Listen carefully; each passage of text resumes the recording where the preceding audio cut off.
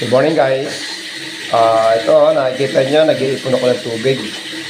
Ito, nakapuno na ako ng 1 drum dito sa baba, sa banyo. Pero yung tubig na yan galing, tubig ulan yan. Nailipon ko.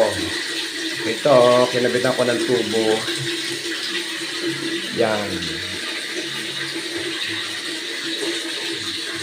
Ito, yan. Yan. Naglagay ako ng extension, papunta naman sa lababo. Ito ang papunta sa lababo. Yan. Ako lahat ang nagkabit niya. Simple-simple magtrabaho niya. Simple-simple lang magkabit niya. Ganda pala gripo niya.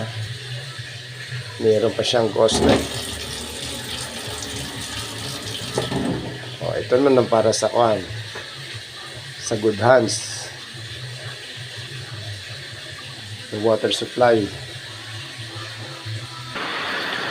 Hello guys, ito na, dito na ako sa second floor.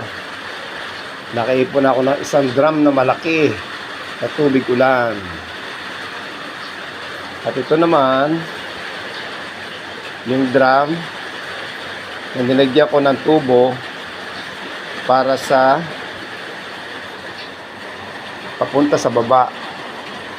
Ito, nilagyan ko siya yan, kinabitan ko ng nilagyan ko sa yung patente para kapag paglilinisin ko yung drum, tatanggalin ko lang yan. Nilagyan ko siya ng ball para may control. Okay. Tapos nilagyan ko siya ng tela para pang-filter. Dahil ko na naipon tubig,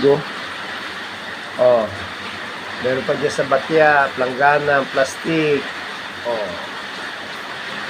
At dito naman ang gagaling yung tubig ulan. Dito sa downspout, may tubo.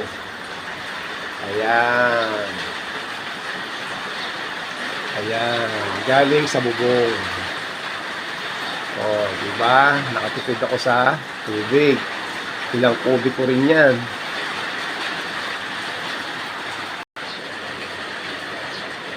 Okay guys. Marami na kaming tubig na panlaba.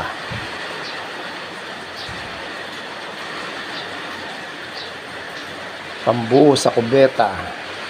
Sayang naman ang tubig ulan kung hindi mo gagamitin. Okay? Okay, Brad.